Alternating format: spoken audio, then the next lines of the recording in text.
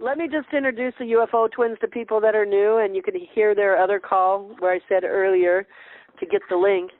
But these are twin sisters that they've worked together. One's had experiences with our brothers. I like to call them Galactic brothers and sisters.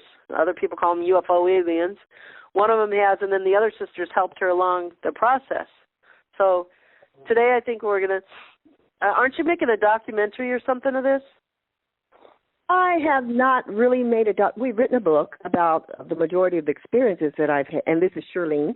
And yes, we've written a book called From the Motherland to the Mothership that documents 3 years of my experiences with what's commonly referred to as extraterrestrials. I prefer using the word galactic friends. So those 3 years, I was having quite a bit of experiences, almost 2 a week, with our galactic friends, going to different planets and different dimensions of time and space, and learning quite a bit. And so we decided, my sister decided, hey, you've got to write all this down because someday you'll get it, which I have over the years. And so I wrote each and every experience down, and finally we decided to just go ahead and write a book. And we've gotten such great response from the book. I had a lady that called me. Actually, she's calling me tomorrow evening just to talk. She wanted to talk on a personal basis, but she said when she read our book, chills ran through her. And I never thought of us doing something that would make people have chills. It just threw me for a loop, but that was her experience. And I had a young lady from overseas, and I think it was England, and she was a young lady, and she's, I'd say about 18 to 20, somewhere in that age range. This was years ago. She wrote me, and she said, thank you for your book. I've had similar experiences. I had no one to talk to. I had nowhere to go. I just appreciate so much because a lot of people are not as brave to come out with this story. And she emailed me, and it was just, those kind of comments. I've gotten so many of them over the years, and I never considered myself as brave to come out with this. I always thought it's just my truth. And I wanted to share it because it was true for me and it was happening to me. And I thought that based on my sister's experiences with this subject, she has had a fascination with the subject since her childhood. And based on her reading many, many accounts, I knew it was something to it. I knew it was true, and I knew that I was interested, not to the degree that she was, but yet I held some fascination, some interest, but it was passing interest. It was just not that huge as my sister's. So I felt like when my own experiences began, okay, now this is real for me. And I guess it's something about it that it's not real until it's real for you, but yet I want to share it because so many more people are having these experiences in it. And as you say, we're getting closer to the event, which I think is going to be phenomenal because we're going to have so many more unique experiences. So I wanted to kind of lay a foundation, maybe some groundwork for what was occurring in my life and what may be occurring in other people's lives who are afraid to share their truth. Oh, that's an awesome and wonderful idea. Let me ask, though, are you two together or are you on different phones? Different. We are on different phones. Oh, yes. One of you guys are on a speak. Yeah, one of you guys are on a speakerphone. It sounds really muffled. Okay, that would be me. Let me take it off. Okay, I took mine off. Oh, thank you, guys. That sounds a lot better. Sorry about that. Okay, is that better, Elizabeth? No problem. A lot better. So you guys start. You guys start where you want to start. Okay, as you mentioned, we were on your show last October, and I thought, oh wow, I didn't realize it had been such a while ago, but and I thought, what more can I share with everybody? What more, could there possibly be? And then I decided I'll get out a sheet of paper and just write things down. And as I started writing them down, I remembered more and more and more of what isn't in the book that I would definitely love to share. And since we started talking. Oh, I'm sorry. Yeah. Before you start, this is right on line with one of my desires, my passions is to, I don't know if you've been on some of the shows with Frank DiNiccolo when I shared with him. A strong desire and passion is to somehow, some way, even for them personally to be here, somehow, some way, even though it's telepathic, they usually, is to help human society. You know, we all know them as UFOs, flying saucers, aliens, abduction, and all this, to bring humanity closer to learning about their brothers and sisters galactic-wise in a more intimate way, more intimate relationship. So they will know in their hearts that, you know, this is just another race, like we have all kinds of different races on Earth. And that's one of my desires. So this is a story just sharing will be right on the desire that I have. So cool. Oh, wonderful. Well, I'd like to have my sister begin because she had something occur last November that was absolutely phenomenal, and I'd like to get her to start it with sharing that experiences, and then I'm going to follow up because hers involve a spaceship, and then I'm going to follow up with spaceships that I've experienced or been in or witnessed. Okay, Earlene? Okay, well, nice segue into this story. My husband and I were on a vacation for a week. We took a Caribbean cruise, and it was just wonderful, to say the least. First cruise I'd ever taken. Shirley really encouraged me to do it, and after having the experience, I knew why she encouraged it. So it was just great. I can't even say how wonderful it was. But when we were on the ship, first let me back up. I have been interested in this phenomenon for many years, as she mentioned, decades.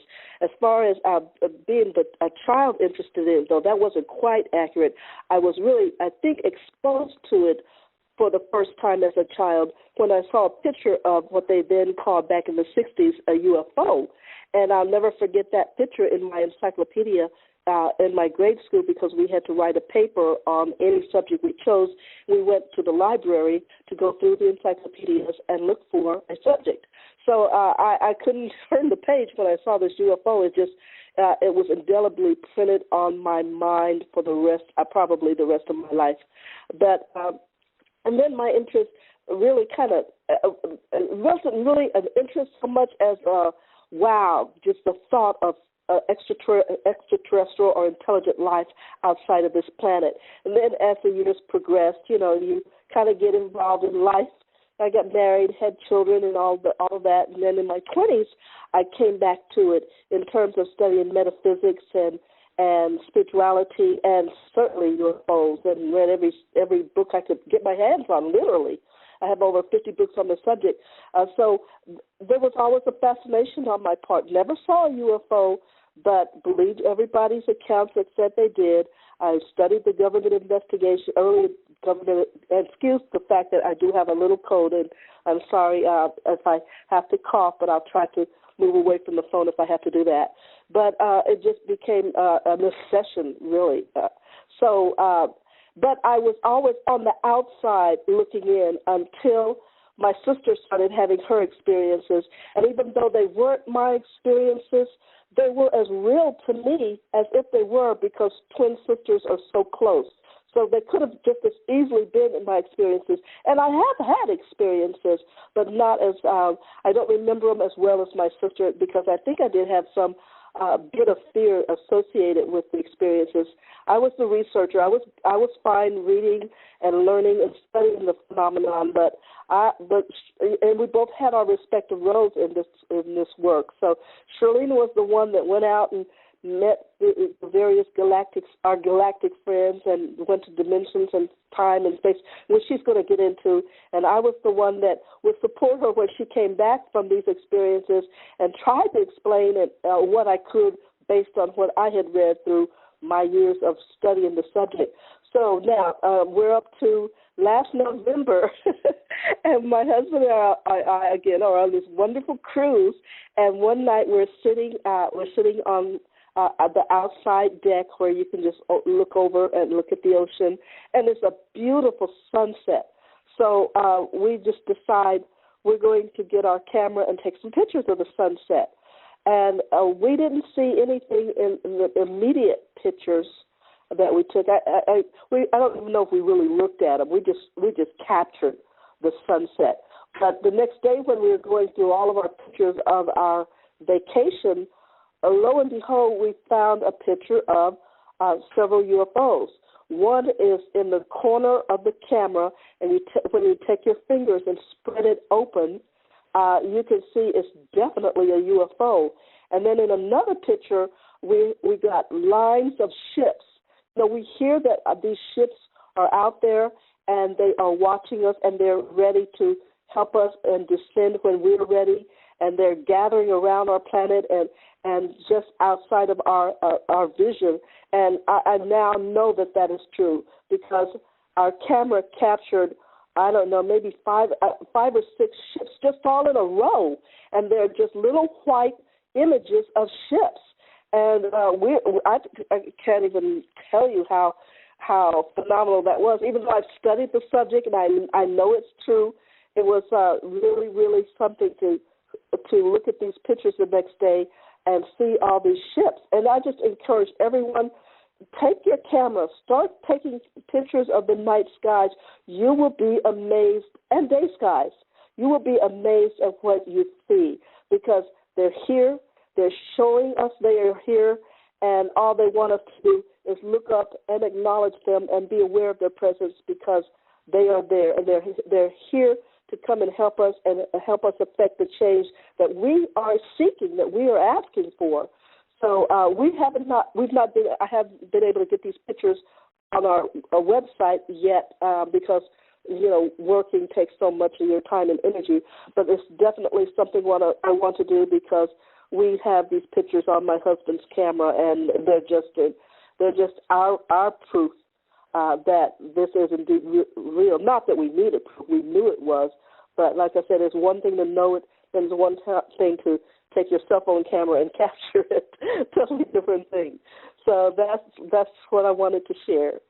Wow, Earlene, that's awesome. I'll give it back to you. Oh, great! I thought when she returned from her trip and showed me the pictures on her camera, I think she emailed them. I was just, even though I've been up there myself and seen these things, for her to actually take these pictures and have that, I think that was amazing. But I'd like to share, since we're on the subject of ships, I want to share an experience I had with, I think, what I call the mothership of all motherships. Because this particular experience, it wasn't so much about the experience, actually, because after I saw the ship, I didn't have any memory of the experience itself.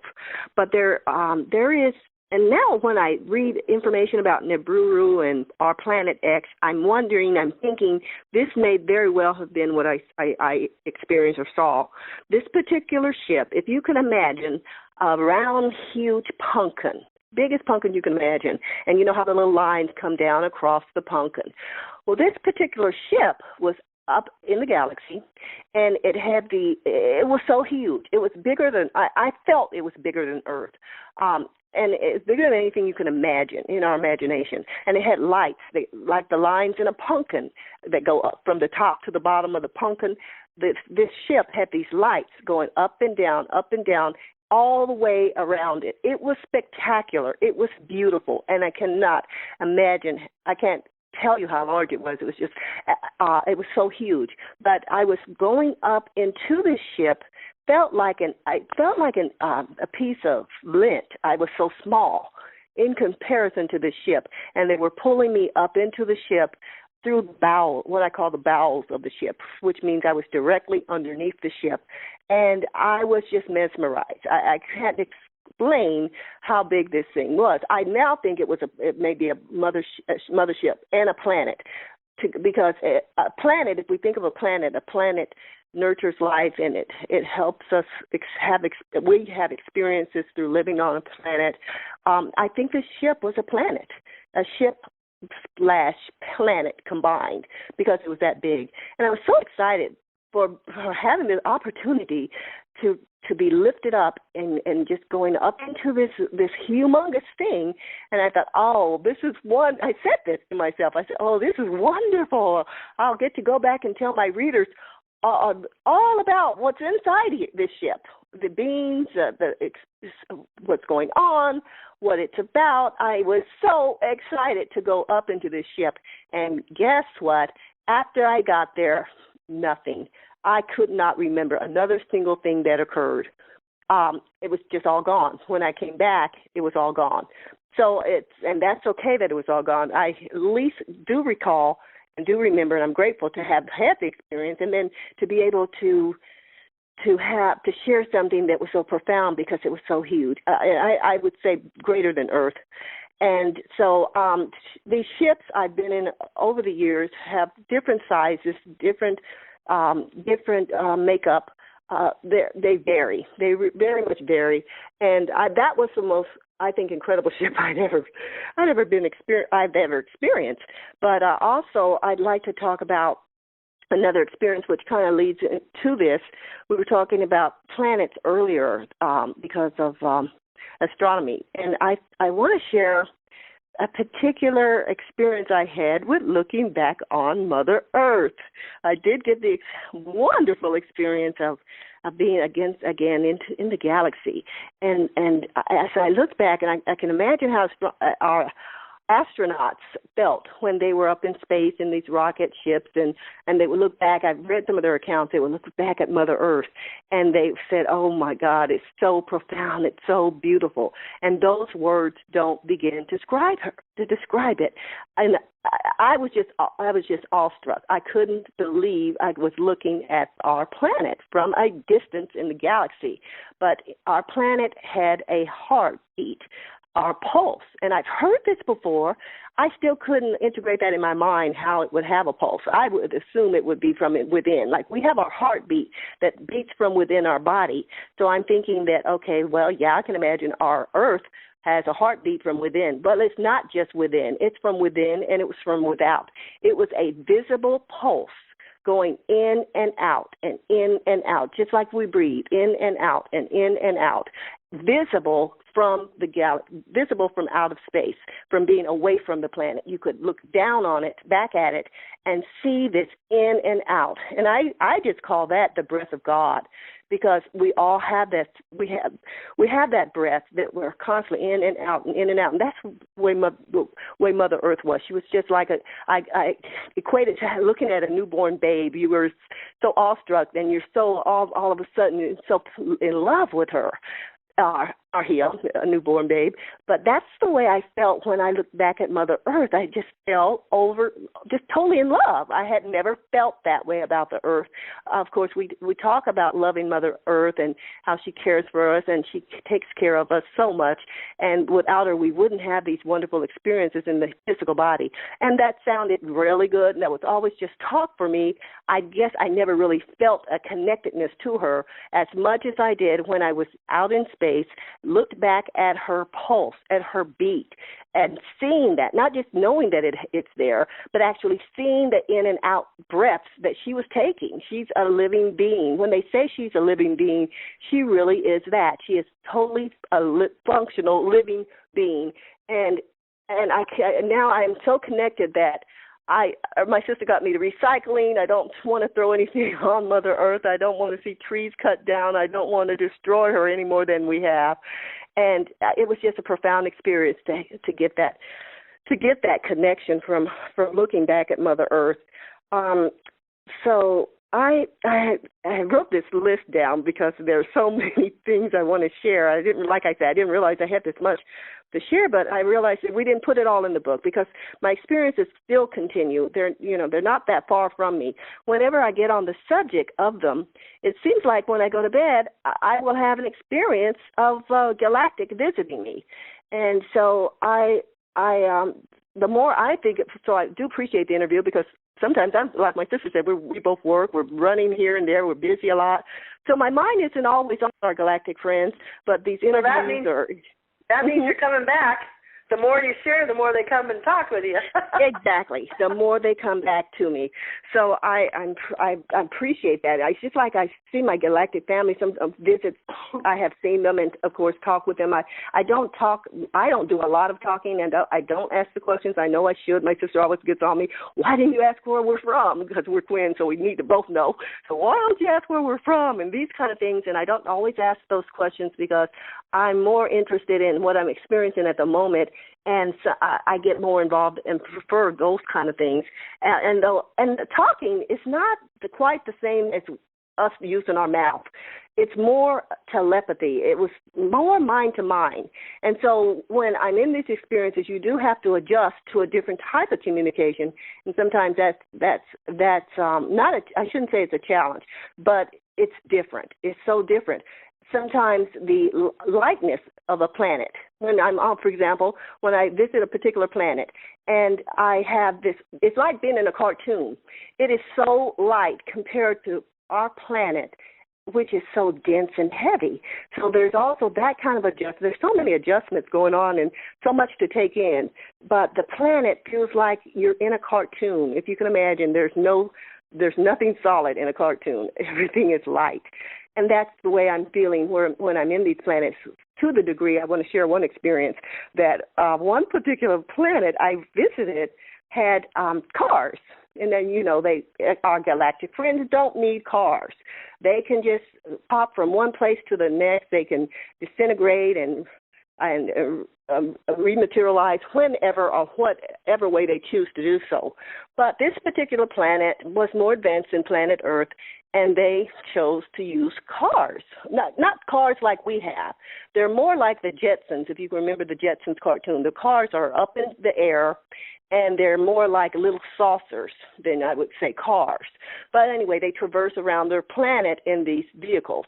Well, I was with them visiting, and I'm watching this process, and I was watching them go through each other because they don't have to have highways and roadways and tollways and different lanes and different lane changes. None of that existed. It was totally, again, it's so unique. But they were able to drive their vehicles anywhere they want, in any direction they want, even if it meant going through another vehicle. They would just pop out on the other end of the vehicle. I know, it's bizarre. Yes, they could go right through it. It's just like walking through a wall, and I saw that too. I've seen the visitors walk through a solid wall. It was really kind of funny. On one experience, I thought I could do it, and I guess I had rematerialized into physical form because I walked right into that. I thought I could do just like they did, and I walked up to it, called myself going to walk through it, and it didn't happen. I went kaplunk, and they kind of laughed. It was kind of funny. They have a sense of humor, too. It was kind of funny, but I wasn't in the format that I was ready to walk through that physical wall, and so I didn't. But their cars, their vehicles, I keep saying cars because I'm so used to traveling in a car on this planet, but in their planet, again, they look like the little rocket ships from the Jetson day, and they were up in space, and they could go through each other, and it didn't even hurt them. I mean, it just was so light. Of course, they weren't. They're not physical. So these vehicles aren't physical, and they're not physical. So, yes, they could go through them. They could dart around them, anything they chose to do, but they got to have the experience of traveling in vehicles if they chose to. So when they say that in these higher dimensions you can have any experience you want, I truly believe that's the case because, again, I wouldn't know why an entity would want to use a vehicle to travel in when it could just pop in and out in different places. But you get the choice is all yours. So this was a particularly interesting planet.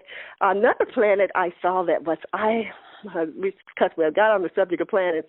I guess first we got on the subject of ships, but I want to tell you about this incredible planet that I traveled to that had buildings, because I like to share with your listeners the uniqueness of some of the things I experienced. But this particular planet was so unique because, and again, I'm sorry, I don't know the names of these planets. Sometimes they would tell me, but the names would translate into something I couldn't repeat. A word I couldn't, that's not in our dictionary, of course, not in our language, something I couldn't translate. So I wasn't always able to bring back the name. And they would tell me, and I'd try to repeat it, and then I couldn't even come close. But anyway, this one particular planet had buildings on it I thought was very, very unique. These buildings were made of I think the substance of whatever the moon is made of, and I don't know what the moon is made of, but they would illuminate like the moon. Now, these particular structures were kind of like, if you could imagine the old Stone Age days, where you had these stone buildings, and they stood so tall, and there were shorter ones, and then there are taller ones, and they go back and forth, maybe like in the time of Bethlehem with the stone buildings that people lived in at that time. But anyway, these buildings were not made of stone. That's the unique difference about them. They were not made of stone. They were substance that was, I think, that was very similar to what the moon is, because they illuminated from within. They were more organic, I should say. They would illuminate from within, and then they would illuminate from without. So they had a natural illumination that was hard to describe. Like I said, if you can look at the moon, big, beautiful white moon, and then imagine a planet with buildings that illuminate like the moon. That's what these buildings did.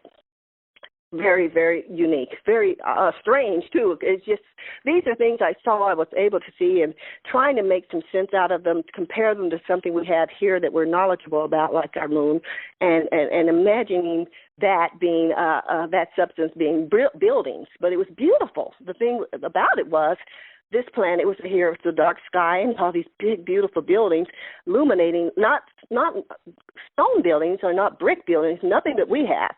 They were natural, organic, illuminated like the moon buildings. Another planet I visited, I'm on a roll now, when I shared this with my sister, and she's like, wow. This one had mushroom-like buildings. This particular planet had, if you can imagine a mushroom that grows from the ground and has those little stalks under it, and then it holds up that top of the mushroom, which is kind of like oval shape, and they're just different sizes, different heights, but the mushroom in this, the buildings in this particular planet were like a mushroom, except they were huge, they were tall, they were big, they were entities that lived within these structures, and they were gold. They were antique gold buildings structured like a mushroom. Yes, you can imagine. I'm trying to put all these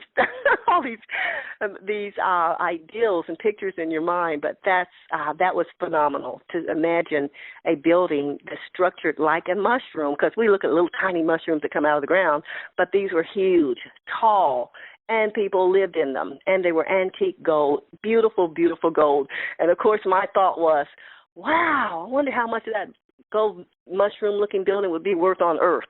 I don't know why I would compare the value of something like that to something we would have on Earth, because we don't have anything like that on Earth. I wonder what the cost might go for on Earth. I don't know. It was in my money mind that night, I guess. Had maybe been thinking about money, or maybe watching a movie about money, but my mind was around money. And then I was, taken to this place where you see these buildings and they're made of antique gold, and there was not an ideal that you'd pay for them or that they would cost you anything. They were just and they were so beautiful. They were so enormous, so big, and so beautiful. So those have been some of the stuff. Oh, I also I wanted to share with your listeners this particular experience about getting back to planets. There was and I know we hear a lot about our planet going through these changes, and Norubu may be coming forth, and she may tip us on our axis. We may have 700-foot waves coming forth. We may lose a lot of the population. And those things, are out there now. They're on the internet, and they're being discussed on various conference phone calls, which I think is great. I think if this is something that's going to happen, we definitely need to know about it. But I was able once to take a trip to a planet that was half water, you might say, and maybe half atmosphere. So it was a combination of the both. And I think this planet was in the I should say in the position of transferring to more solidity, but it was so far all it contained at that point. You might even call it just a water planet. Maybe it was never going to transition into anything more than it was. But I would call it more of a water planet because I think the water, as I recall it, I wouldn't say half and half now. I would say probably 60%, maybe 60 or 70% water, and the rest atmosphere. And that was it. And I didn't know that because I didn't get to land there. They didn't land me there. We were not going to be landing on anything because it was just so much water and atmosphere. So that planet could have been in its stages of development into something more like solid, like Earth, or it could have been a water planet where our mermaids and our mermen and our dolphins and all of our marine-like life live or want to live or choose to live. And it would make sense based on what we're doing to our unfortunately, what we're doing to our waters and our ocean and killing of our dolphins and our sea creatures. So it could have been a planet that was just made for them, a place to go back to when they transitioned from this planet. I wasn't really told what the planet was or what stage it was in. I believe it was quite a unique experience to see a planet in that position or a planet like that, just so much, nothing but basically water. And the other thing I'd like to talk about, and I know I'm doing a lot of talking, please interject if as you're going. Yes, hello? Hello? Can you hear me? You're fine. Oh, okay. Oh, good. It's still on. Yeah, you're doing great. You're very amazing. Got lots of questions, but I'm going to let you keep. Okay. I love answering anything. Yeah, then after that we can bring questions in. Yeah, but you feel free to share everything because we're loving it. Oh, great. Well, one of the ships I flew near the sun. So when they say the sun is hot, I didn't get that experience of heat. And I've heard others say that the sun is not really hot. It's just an illumination that occurs where it reflects back to Earth, but it's not really hot, and that there are beings that live on the sun.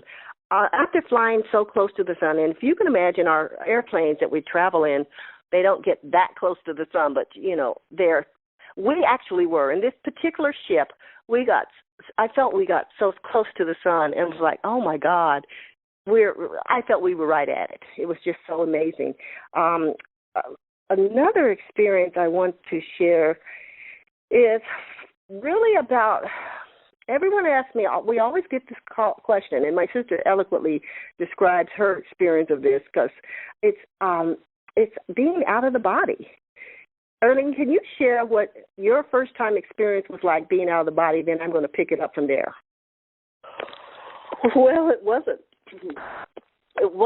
that much of an experience. No, it wasn't. I was just meditating, as I often try to do whenever I can. And suddenly I just lifted out of my body. I was about 3 feet above it, and I realized I'm out of my body. It was scary. So when I realized it, I just snapped back in with the realization of it and the fear of being out of my body. So I didn't go any further than there. I was right back in it. And that was perfect what she experienced, because I have had a lot of these experiences where I've gone out of my body. And what Earlene experienced when she went out of her body was, she said it was kind of, it's kind of different. It was kind of scary because we get out of our body sometimes during our astral travel, and we're afraid. And so what I want to share about that is this common ideal of having fear and the common experience of having fear. Because when we have experiences that are outside the, quote, norm, we tend to want to go to that the emotion of, and that's natural, the emotion of fear, and it's quite natural. It's not that I'm trying to say it's unnatural, but I'm trying to let people know or share this, my experience with this, because everyone has asked me, how do you go to these places? How do you get to see these things?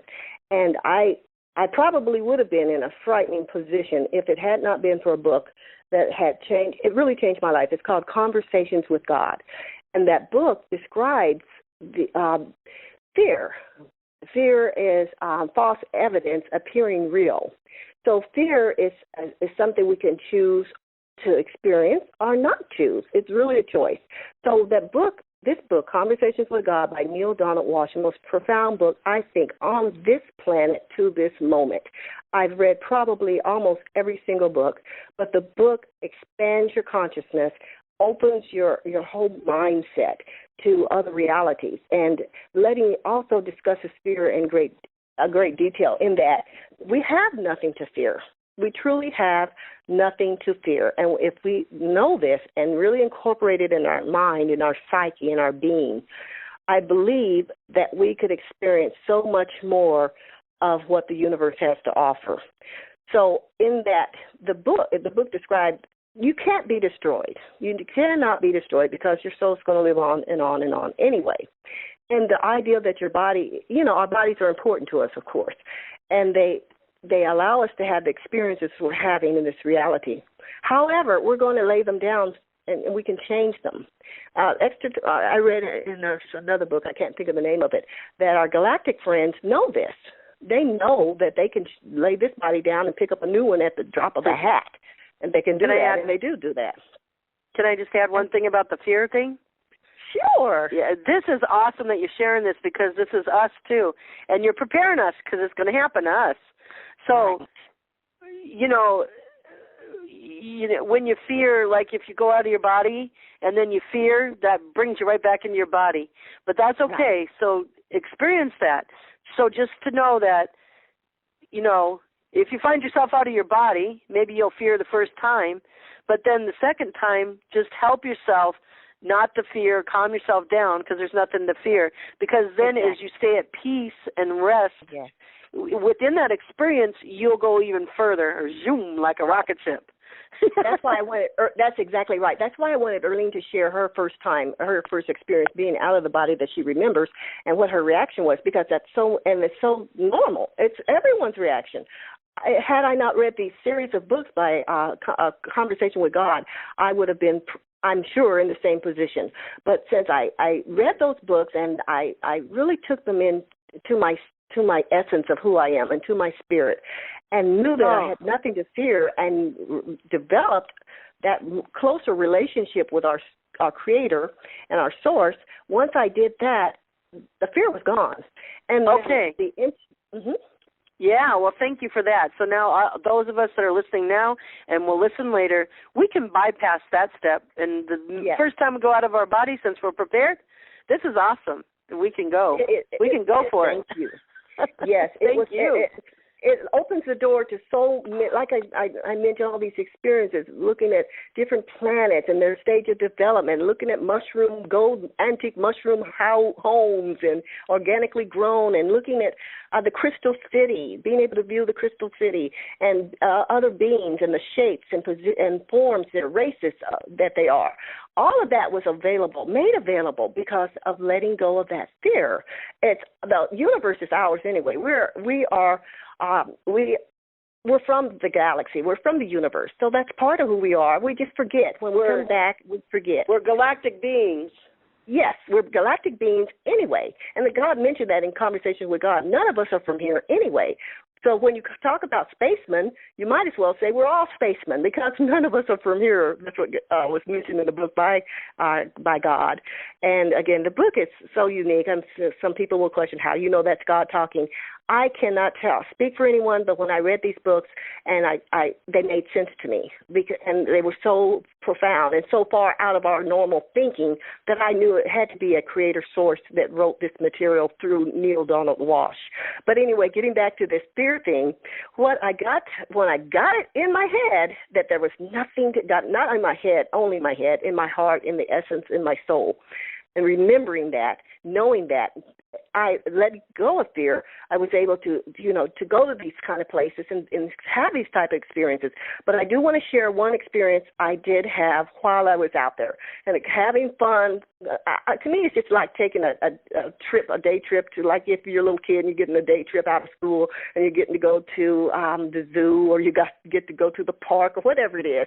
That's what it feels like sometimes when I get out of my body and I'm raring to go. I'm excited, and that's all altogether certain where I'm going to go or what I'm going to see or I'm going to experience, but I'm raring to go, and I'm like a child. I'm excited about it. So I got out of my body one time. I was through my astral body, and I was just visiting different places. That particular experience, that particular night, I don't remember where I visited because that wasn't as important as what occurred when I got back.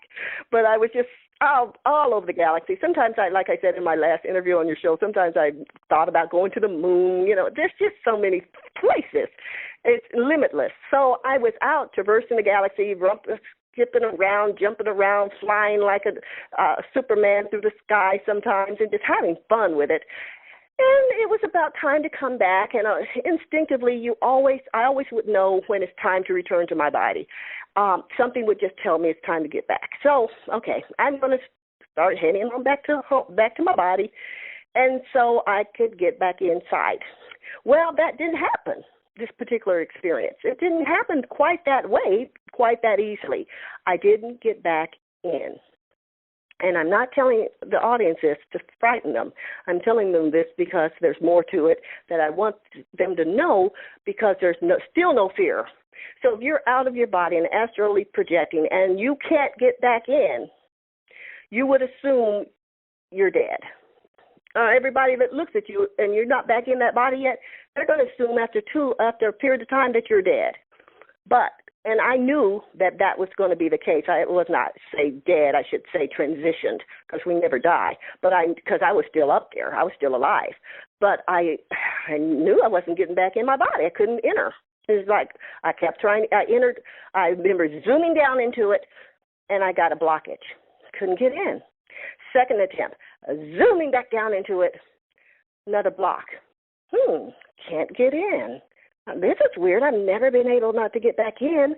So I thought, okay, let's try this one more time. We got to try this again, because I wanted back in my body. I truly did. So I'm back up here at a distance, and I tried this attempt again, like an airplane trying to land. So zoom right back to the body. Not in. I'm still not in. Okay, now I had to think. Now this is where the fear factor could have overruled what I knew to be true. There's nothing, which is that there's nothing to be afraid of. But instead of allowing, and this is where it would have entered. Normally it would have entered. Someone might have panicked at this point. They tried to get in their body 3 times and they didn't get in. It's it's just like you're going around the base and you're just not making it. You're not getting the home plate. I wanted in, but I couldn't get back in. So I knew from this material that I'd read over the years, again, there's nothing to fear. So I simply said, God, please allow me to reenter my body so that I can complete the work for which I've come to complete. And with that prayer, I zipped right back into my body. Just that easily. So that I'm sharing that because I want others to know that if they can let go of the fear of getting out there, having fun, going places, seeing things, it's too amazing what you can see. It's just phenomenal. And if you were not to get back in, it's probably because you're having so much fun out there anyway. But don't let that frighten you. Just say a simple prayer, and God will hear that prayer. And with that prayer, with God hearing that request, that I wanted to re-enter my body for the work, because I knew there was work I came to complete. I knew there was work I came to planet Earth to do, such as what we're doing today, and sharing this type of information. So I knew I had more work to do. We've built websites. We've done interviews. We've lectured, and we've done so many wonderful things, and that's fun too. So I knew I wasn't quite done with the fun I was having here on planet Earth. So I knew I wanted back in, and I simply made that request to please allow me to enter back into my body to complete the work for which I've come to do. And we've all come to complete some work. We've all come to experience and to have assist others, help others with this transitioning, with this ascension, with the disclosure, whatever your heart compels you to do in that area, in that arena. And I think that's the best arena to be in personally. There's nothing that excites me more than to talk about this information, share this information, help awaken others. I know we came for that purpose. I know we're on our path when we're doing this work. I know it's our mission. So there's nothing that excites me more. Yet I know I was just happily excited by being in these different dimensions of time and space and on different realities and different planets. And that's exciting too. But I knew there's more I wanted to and had to do here. So always know there's nothing to fear. And I've heard of people having these near-death experiences whereby they're in the hospital, you know, the lights are on, the doctors are all around, and their soul is hearing, although they're unconscious, their soul is hearing everything that's occurring, and they're told they may meet a light, or they may meet a figure, let's say Jesus, or they may meet a grandmother or some loved one that lets them know it's not quite your time. Even though they're saying that they are such in love with what they're experiencing something so beautiful, they're told, or they either feel intuitively it's not their time. And I knew that with this experience. But if it were my time, that would be okay too. Because I know of so many people, we try to keep people alive on these machines and all of this stuff, and we think that all there is this life and this reality, and that's it, and that's just not the case. There's so much more to experience, and we will have that experience, as much of it as we choose, if we let go of fear. But anyway, I'll let you go ahead, and if you have any questions, I'll be happy to answer them. Hello? You know, that is beautiful. I want to just say before the questions come in, think of your questions, you guys. There's a lot. Can you hear me? Hello? Yes, I'm here. I'm still here. Yes, okay. I'm still here too. What you've shared, I want to say real quick, is profound, because I know my experiences just in the last week or two of where I'm at, and I'm not the only one. It's like, okay, I'm there in consciousness. Now what? Now it's action time. So this call here is preparing us to do the next step, action. What your experiences were, and still are, we're going to do. So, and you're preparing us, yes. And you're going to help us to even go faster, because, for one example, you're telling us about the fear thing, so we don't even have to go through that. Right. And, yeah, so, wow, I'm excited. Thank you. Me too. I'm excited with life. Pretty soon we'll be flying with each other in a group, not just one alone. Yeah. That's right. Matter of fact, one of my experiences were with a group. Earlene went on that one, and it wasn't so sick. And I have no memory of it, no conscious recall of it. No conscious recall, but let me tell you, it was so hilarious. We were taken to a ship. It was a big round ship, and the bottom of it drops out like there's this ship that's in all these amusement parks, and it spins around in a circle real fast, and you stand up against it, and there's a rail put in front of you, and gravity of it, the floor drops down, and the gravity forces you to stay in place. And along with this rail. Actually, our mother, it was so funny. Our mother got on one of these rides at an amusement park, and she wouldn't let go of her purse. And I'm thinking that heavy purse that she was carrying was going to make her fall to the floor, but it didn't. The gravity was so strong. But anyway, Earlene and I were in the ship with other groups of people, other people I should say, not huge groups, but other people. And we were in the ship, and it circled around and around and around, just like that ship, like that ride at an amusement park, and all of a sudden you could feel gravity, and I could feel that we were. I don't know if there's gravity in this case. I don't think there's gravity, but I could feel an essence, I should say, of lifting up. And I saw Earlene, and I said, "Oh, guess what? You're going too." And you know what she responded was so hilarious. She said, and this is just her. Oh, Earlene, it sounded just like me when Shirlene told me what I said. Go ahead. She said to me, because I was so excited. I've never gone with her on experiences that I remember, but this was one we were going together. She said, well, they're just going to have to wait for me because I have to use the bathroom.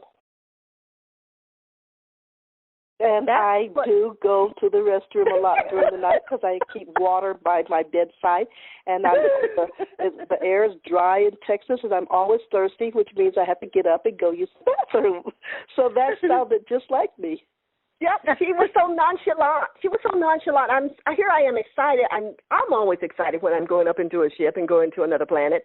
And Earlene's particularly excited if Earlene's going with me because we are identical twins and we're very close. So, and we like going around town all the time. On Saturdays or Sundays, you'll see us at the antique shop, or you may see us anywhere. We're always running around shopping or whatever.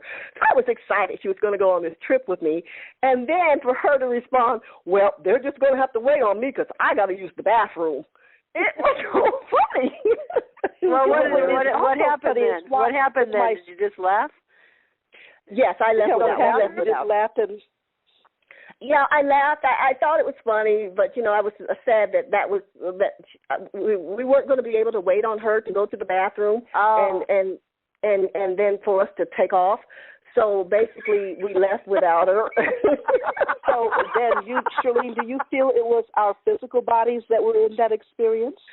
I think my it was physical body had to go and take care of a natural physical response. Well, no, I feel like your physical body wanted to take care of that natural inclination to use the restroom prior to leaving on the ship. Not necessarily that your physical body was our physical bodies, I should say, were on the ship.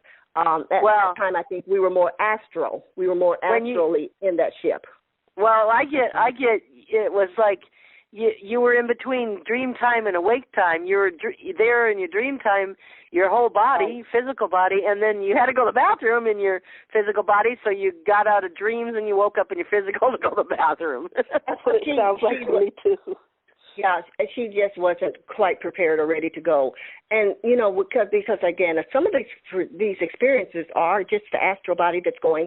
On some experiences, I knew that I had astrally went, but then my body was, I should say, the molecules of it was recollected, reformatted, and materialized in physical form, because I know that I had some physicality, too, because there's things I've been given to drink. There's, examinations I've undergone whereby the physical body was rematerialized. But in that state where we were together, about to be together on the ship, you're right, it was kind of like the in-between areas, quasi area in between. She wasn't prepared to go because her physical body had a need that it needed to meet. So she wasn't able to go. And she said that very, very fluently. They're just going to have to wait on me because I got to go to the bathroom. They didn't wait, actually. I think, too, that time is of the essence, not because time is of the essence on their side of the fence. Time is of the essence on our side of the fence. There's so much time that I stay out of my body, and then sometimes the next day I'm exhausted because I've traversed the universe. So I don't stay gone too long. In other words, I call it, someone else, a friend of ours from Houston called it jet lag.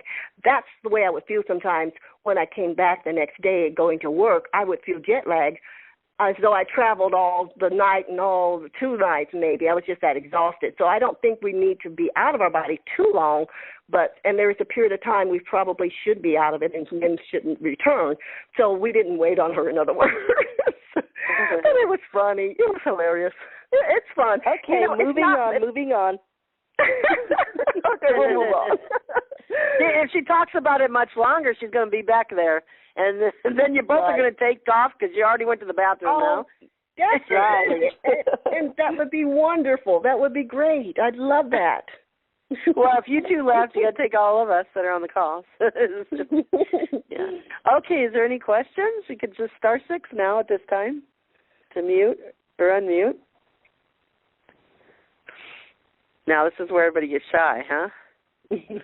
Star 6, you guys, if you want to just comment or any thoughts you've had, or once you unmute, you'll think of a question, Or do you think this is all wacky or good or bad or in between or learning anything? A lot of people will think it's wacky, and that's okay, too, because it's all good. I never judge. I think we were doing one telephone call, and someone called in and said something like, oh, it was kind of not so nice. And I thought, that's okay because everybody is where they are, and it's perfect where everybody is. And our whole goal is not to judge anybody about anything. It's just to share our truths and hopefully try to awaken. There are people in our family we haven't discussed this with.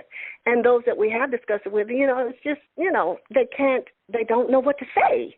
They simply don't know what to say to this. To me, there's so much detail. How could anybody be making it up? And by the way, I'm just reading a book by somebody just sent me, Judy Santori. You ever heard of her? Mm-mm. Anyway, she wrote a book, and I'll share it with you after the call. But in the book,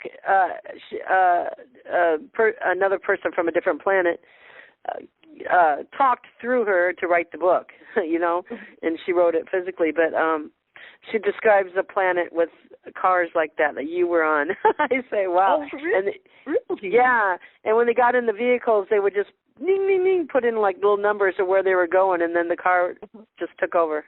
And there was lanes on top of each other. Yeah. So I want to ask you, what was your last experience? When was your most recent experience, and what was it? I was listening to a show, a YouTube video, and it was describing or discussing our galactic family.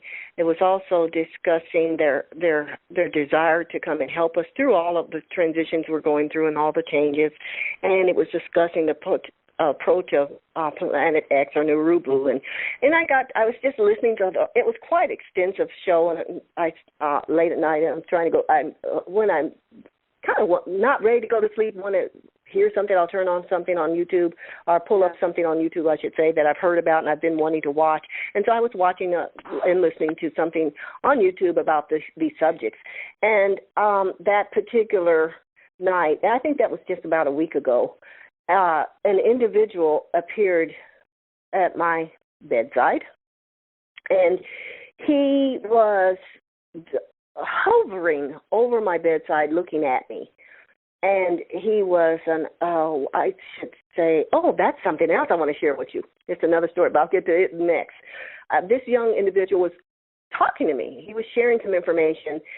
He was a young African-American male, and he was just like an angel essence, just feeling so wonderful and just so kind, and he was just talking, I guess, because I was listening to YouTube about our galactic family. So I got from that experience, and I cannot tell you what he said because I don't remember a word of it, but from that experience I knew how close I had just now pulled in part of a galactic member of our galactic family to me just from listening to a YouTube video that evening before falling asleep.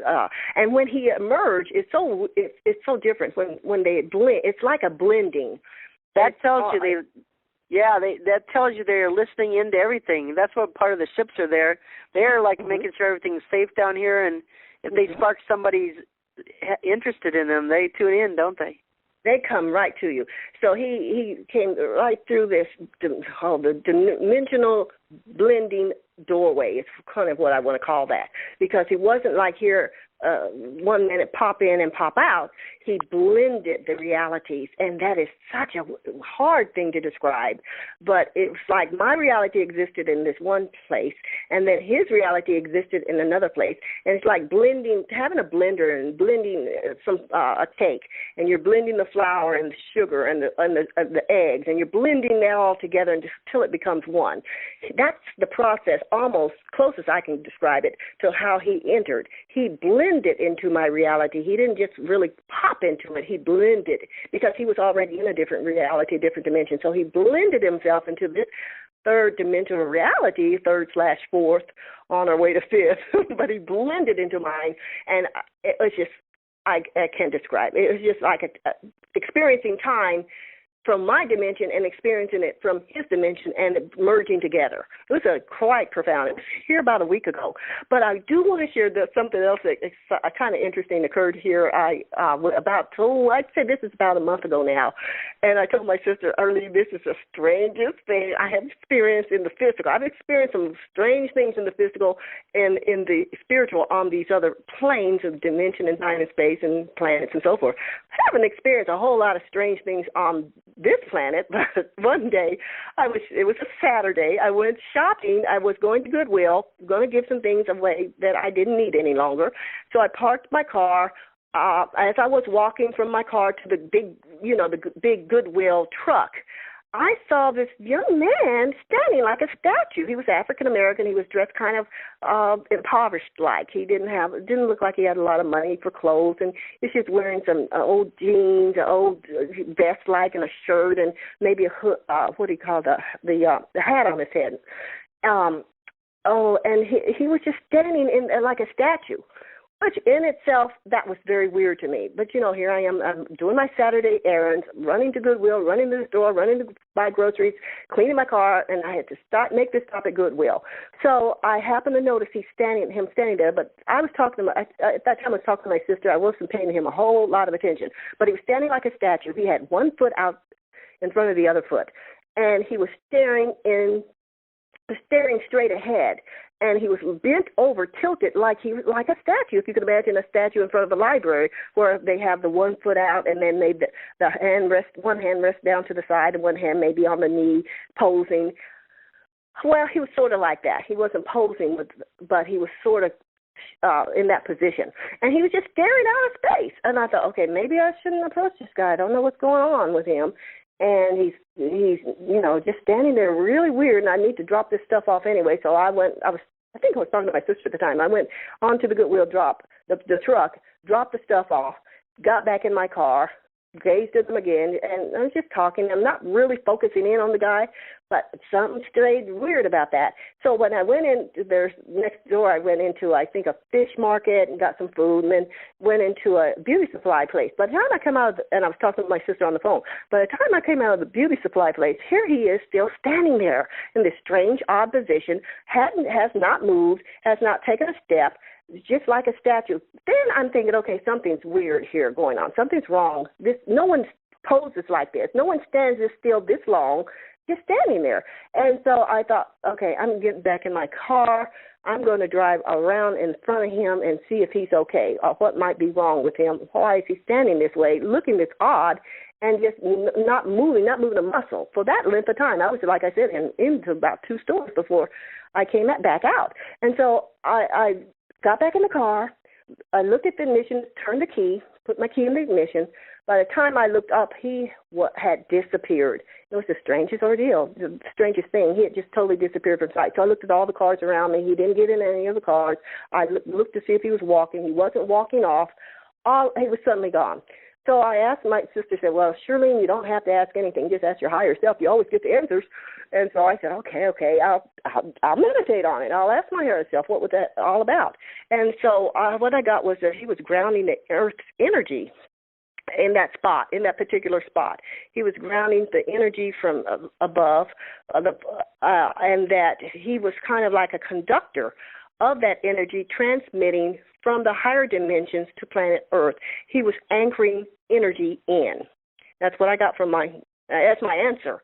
And I just thought it was a profound. I don't know if anyone's seen anybody do anything look like or stand like that or act like that or look that weird for that stay so poised for so long. That is awesome.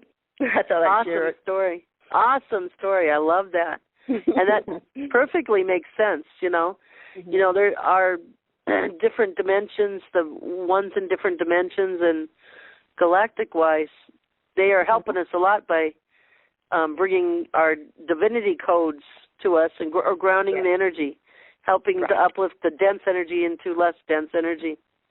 Yeah. And that's what that guy was doing. That's funny. He went to 2 stores, and you're going to get in your car and drive around. Oh, that's a cool thing. Okay, it's time for me to see what is going on with this guy, because he was still standing there like a statue. And I knew he wasn't a statue, but I began to really kind of wonder.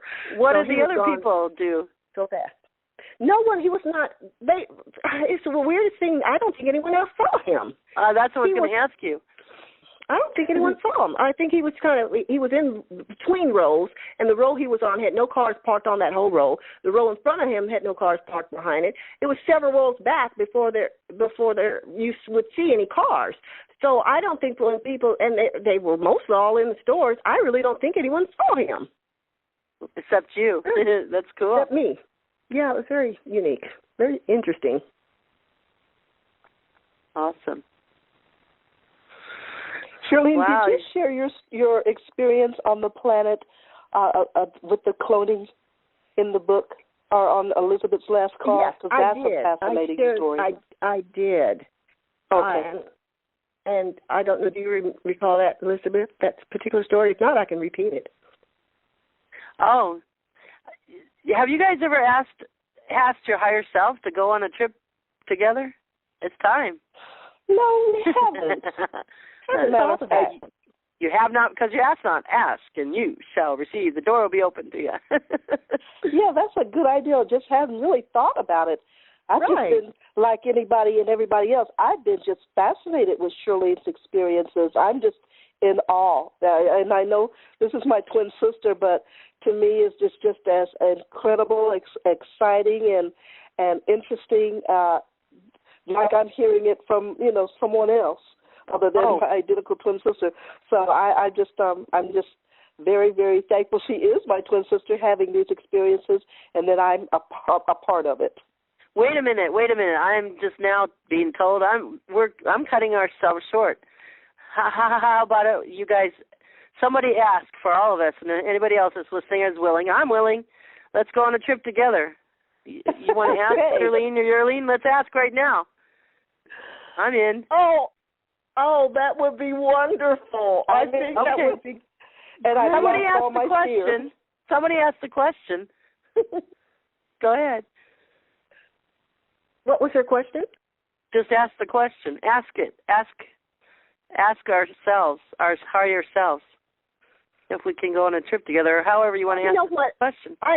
I like to say that because we've been on some interviews where people have said, well, I want to go up. Why can't I go up?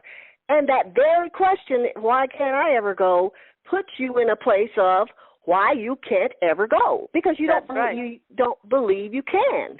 First, you have to believe that you can, and know that you can. And when I get that question on other shows, we've had that come up before. It's not about me saying I can take anybody anywhere, because I cannot do that. It's got to be their choice, their decision, their soul's desire. And if there's fear involved, that's got to be dealt with at first up front. And so I've had people, I'll tell you who did this, my ex-boyfriend. Okay, he's so funny. He was so hilarious. We dated for like 3 years, and he's heard all my stories. And matter of fact, he's been in some of my stories. But at first, he heard them all, and he was just fascinated with it. And he said, okay, I want to go with you. I want to go up. I'm ready. I want to meet the Galactics, the extraterrestrials, whatever you call them. I want to go. I want to see what you're talking about. I said, okay. Cool, fine. And he thought, I talked to him about fear. He said, I don't have any fear. I'm ready. Okay. I'm like, okay, that sounds good. So he just tickled me to death, but I just love him still to this day. But he had an experience at my house one night, and let me tell you what happened and what came of it. He went out and picked up some movies at Blockbuster, and he brought them back to my apartment, and one of them was a negative movie. It was just diabolical. It was evil. It was, all of these heinous crimes and these gory-looking figures that look like monsters, and I don't know. He knows I don't like those kind of movies. I've preached so long about that kind of thing.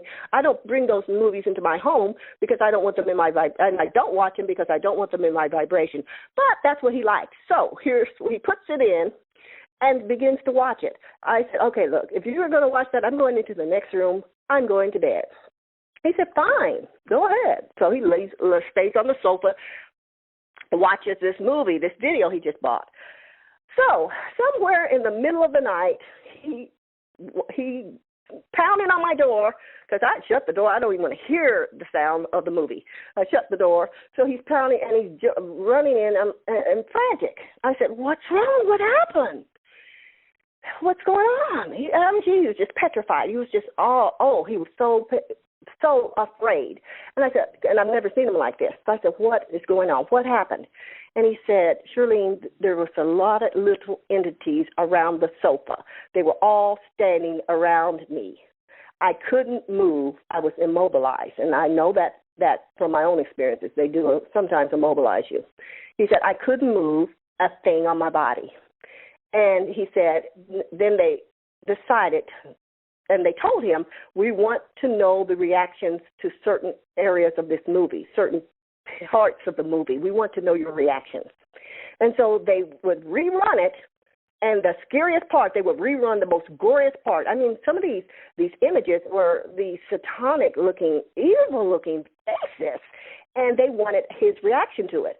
So his eyes were stuck watching that segment again, because he'd probably fallen asleep, is my guess, and hadn't seen that. But now he was forced to look at that, and they reran it, and they waited for a reaction. Well, he said he wasn't thinking about that movie at this point. He was wondering who they were, how they got in here, how they could immobilize them, how they are standing all around the sofa, and he's stuck watching this movie. He's not thinking about the movie. He wants to know how they got in.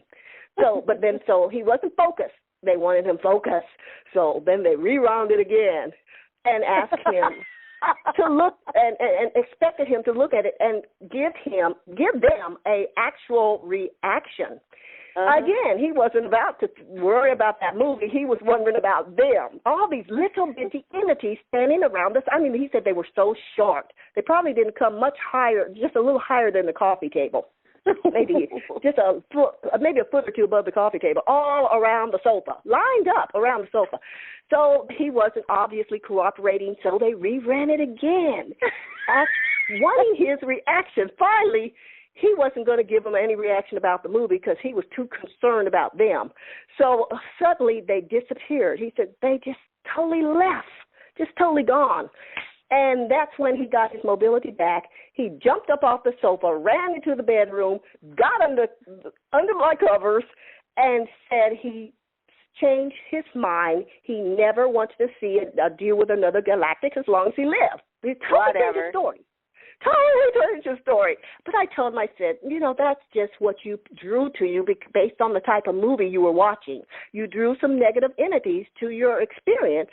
And that's what they're attracted to. They want to know emotions. They want to know your feelings, particularly around graphic stuff, or evil stuff, or sinister things. They feed off of that. At that point in time, that's what they were doing. I don't think these type of negative energies are existing much more on our planet. I've heard that they're being taken away and being removed. But at that particular time, this was years ago, that's what I told him. He was drawing into himself, and there's no need to be afraid.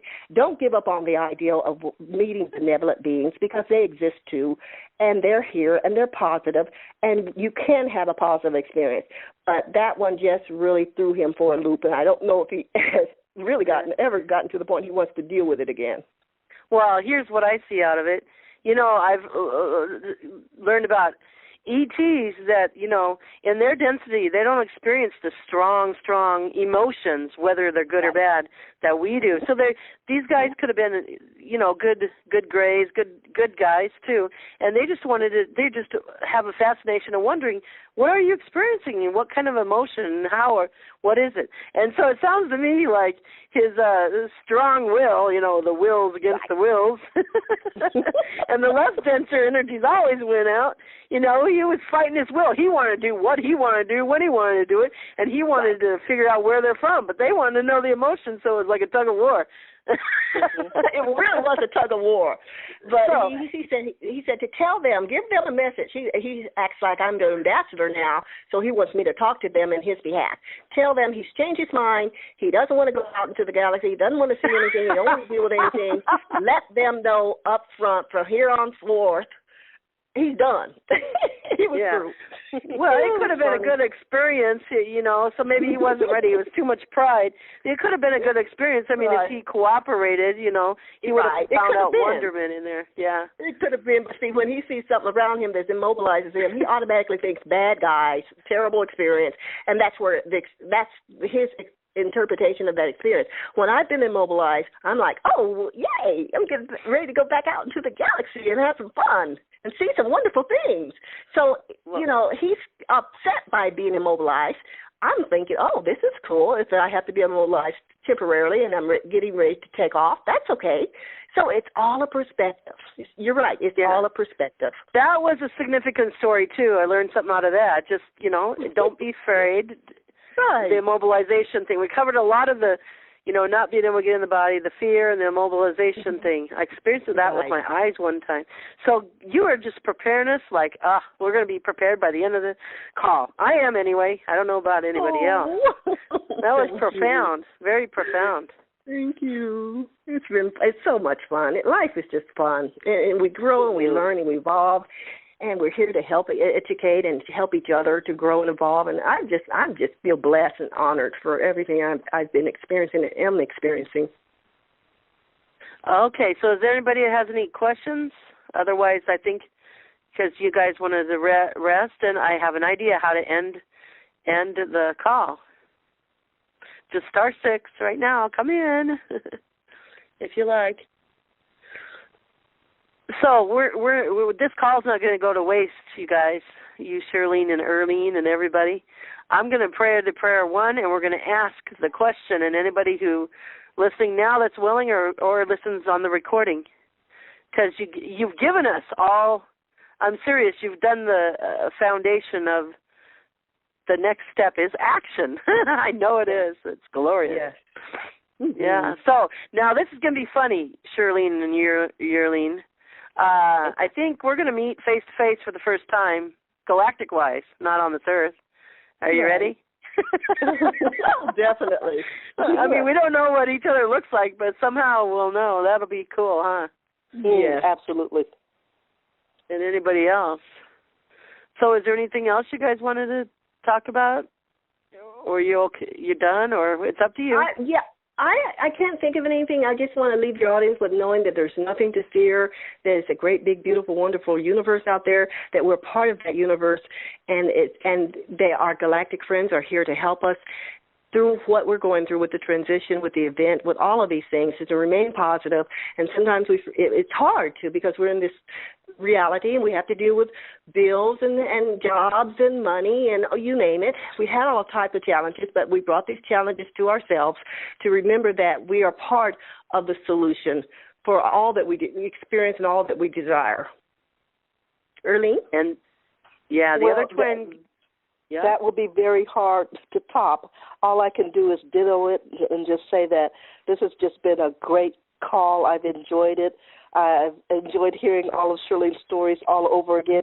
Every time we have a call, I'm back in that energy, and it's just a great space to be in. And I'm just thankful to have these experiences and have my sister have even greater experiences that she shares with me, and to help other people to know that there is nothing to fear. And Earlene's helped me to come out of the fear that I had. I don't. That's in the past for me too.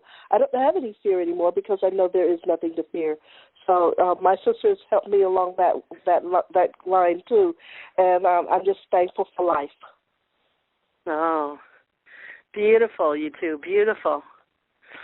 Okay, well then we'll just, I want to ask through the prayer 1 to have the group experience, and then I'll end the call with a blessing of singing in a light language, I guess you call it, that I've been doing. I forgot at the end, or I forgot at the beginning. Okay. So I guess there is no end and no beginning. We are limitless, huh? That's right. Absolutely. So I thank you guys so much. You were so awesome, and this was a brilliant, brilliant call. We're going to get these 2 calls out on YouTube and all the Diamonds calls, and we'll have more calls too. Huh? Thank you. Yeah. Yes, I would love to post it to our last interview with your show. We had, I think we're close to 100 views on it. Oh, beautiful. I'll send you this link too. Okay, thank you. Yes, beautiful. We're getting it out. Beautiful. Yes. And this is an extraordinary one. If it doesn't seem like it to you guys, I know it is. The content in it, it's preparing right before action. Thank you. Yes. Yeah, and very wise. See, you knew what was. You didn't know what was coming out of your heart, but it just all came into sync. Yes.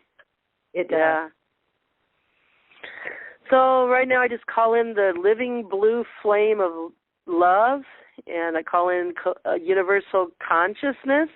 I call in all our brothers and sisters galactic-wise in all dimensions, times, universes.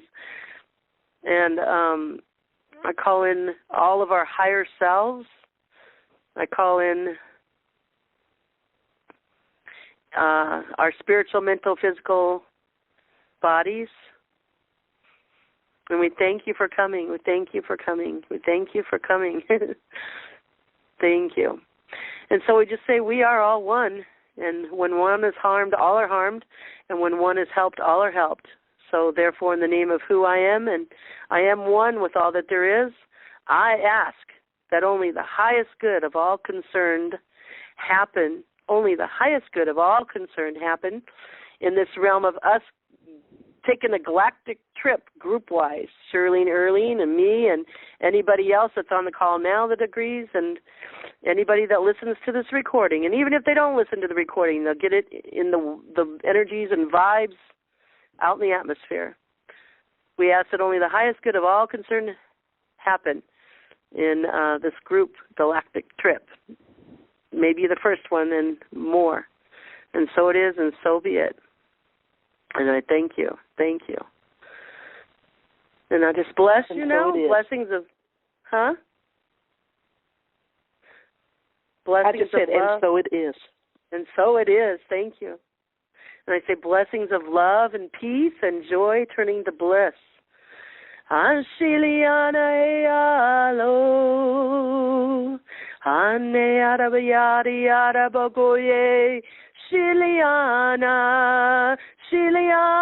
yanimia, oya yalo, haleania, o mikilio,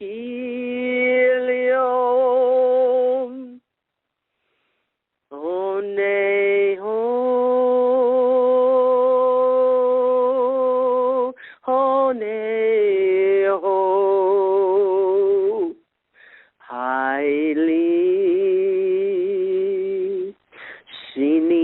Eliana mianagi umahaelaniana haliana mialaliana gialalali ulalala shiliana amakilia